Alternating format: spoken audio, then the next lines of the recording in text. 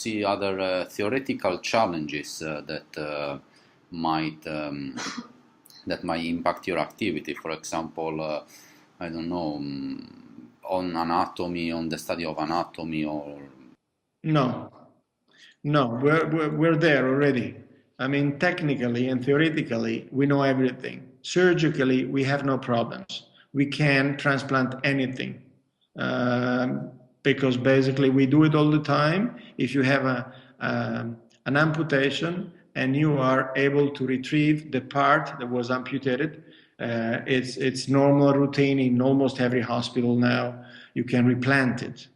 So technically, replanting a part is even probably more difficult than actually transplanting a part from a cadaver. Because when you actually harvest something from a cadaver, there's no trauma, there's no crash, there's no, there's no additional trauma. You actually harvest it the way you like it. I see. Of course, when a hand is severed during a crash, Sure. the hand is not in a very good condition. Sure. Yeah. Okay. From the policy point of view, this is a project based on policy, and would you have an idea on some policies that might be implemented in order to boost your activity or to mitigate the risks which are stemming from the challenges that you mentioned? Something related to the research policy. I'd probably say compared to organs for life like heart, pancreas, or liver, or other organs, we have a few more problems related to the aesthetics. So sometime for a hand you have to wait a very long time because the possible donors, they might be compatible with you blood-wise. The hand is not the same age or not the same color. So basically aesthetics are very important.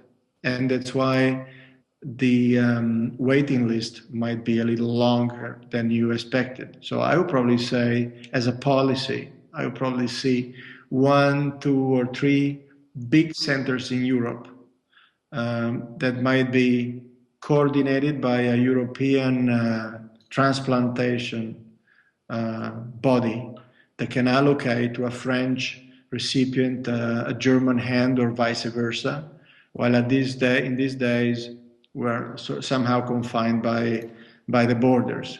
So an Italian patient will probably receive an Italian hand and so forth.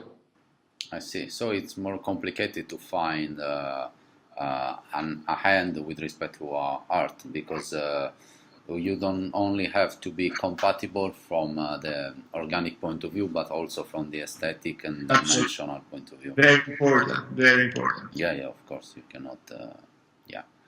So, but also for normal transplants, I think it might be a good idea to have a central body which manages the delivery and that provides the art.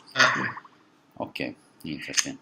And so the last question, as I explained to you, Futurium is a platform in which we post interviews with leading scientists working in very important scientific fields, and the platform has the aim to foster the debate and to try to create a dialogue between the scientists and the policymakers, in this case the policymakers from the European Commission, the commissioners from Brussels.